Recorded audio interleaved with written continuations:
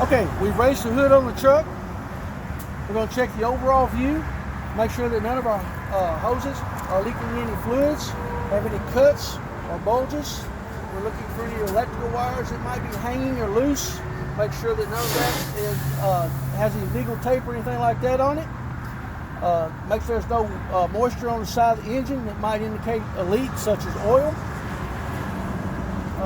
First thing we're going to check is going to be our coolant reservoir. We'll make sure it's properly mounted and secure. It's filled to the proper level. It's checked by eyesight. Our cap is secure. We're going to check our alternator. Make sure it's properly mounted and secure. Make sure our wires has no illegal tape, no chafing or frayed wires. We're going to make sure our belt, we're going to check that because our alternator is belt driven. Make sure there's no more than 3/4 inch slack in the belt itself. Our exhaust system, we'll check that. It consists of our turbo. Don't touch this if your engine's hot, it'll burn you. It consists of a turbo, back to our flex pipe. Our muffler will be down here. Walk all the way back to our tailpipe. We're going to check all of our brackets, make sure all of our U-bolts and nuts are present, secure, make sure nothing's bent or broken. We're going to also check for black soot, which might indicate a leak. We're going to go to the other side of the tractor.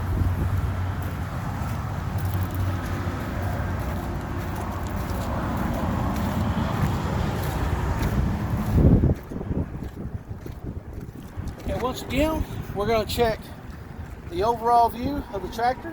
Make sure there's no anything leaking that might indicate a problem. We're going to check all of our wires, make sure that everything is secure. We're going to check hoses, make sure nothing's leaking on our hoses. First thing we're going to look at is going to be our coolant reservoir. We'll make sure it's properly mounted and secure. It's filled to the proper level. It's checked by eyesight. We're going to check our water pump. It's right here. It is belt driven. Make sure there's no more than 3/4 inch slack in that belt. Make sure there's no leaks. It's properly mounted and secure. All your hose clamps and stuff here. We're going to go to our dipstick.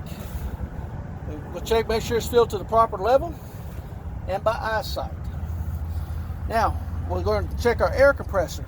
Our air compressor is gear driven.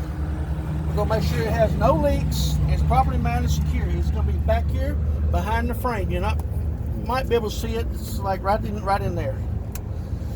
And behind the air compressor, we've got a power steering pump. We're going to make sure it's properly mounted and secure. It is also gear driven. This is the hose leading to the power steering pump. As we come out, we're going to check that hose, make sure it's not leaking. Go to this reservoir, which is a power steering reservoir. Make sure those hoses are not leaking. The reservoir is properly mounted and secure, filled to the proper level, checked by eyesight. All right, steering shaft. We're going to make sure it's not bent. Have an upper and lower U-joint. Make sure there's no debris in those U-joints. Our steering gearbox right here. Make sure it's properly mounted and secured to the frame. Has no leaks. This is our pitman arm. This is our drag link.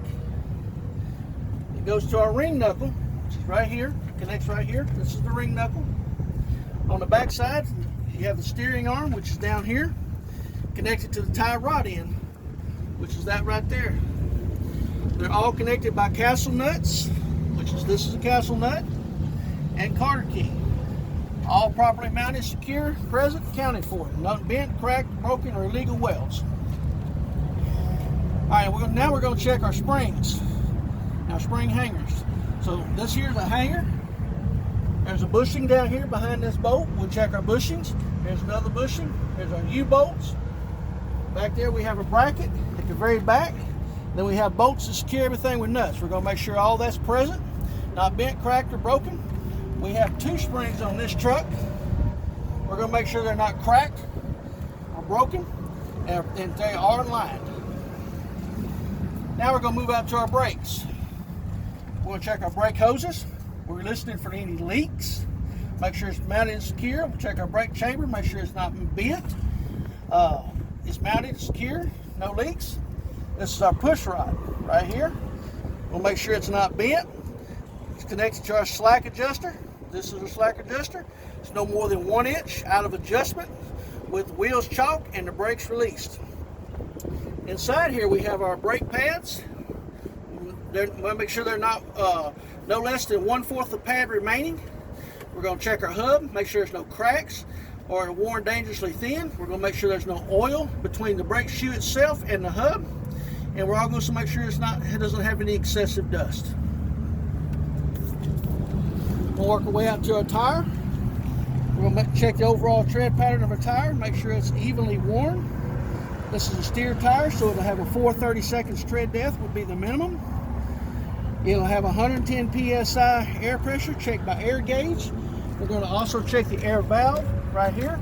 We're going to make sure that it is not bent or broken or cracked. We're going to make sure it has an air cap on top of that. We'll come out to our rims. We're going to make sure that these rims are not cracked or have any illegal welds on them. We're going to check our lug nuts to make sure they're all present. No rust or shininess that might indicate looseness. This is a hub oiler seal. We're going to check this seal to make sure that it doesn't leak. Around the outside, it has a rubber garment in it, so it can be checked by eyesight, so we would check the fluid level on that.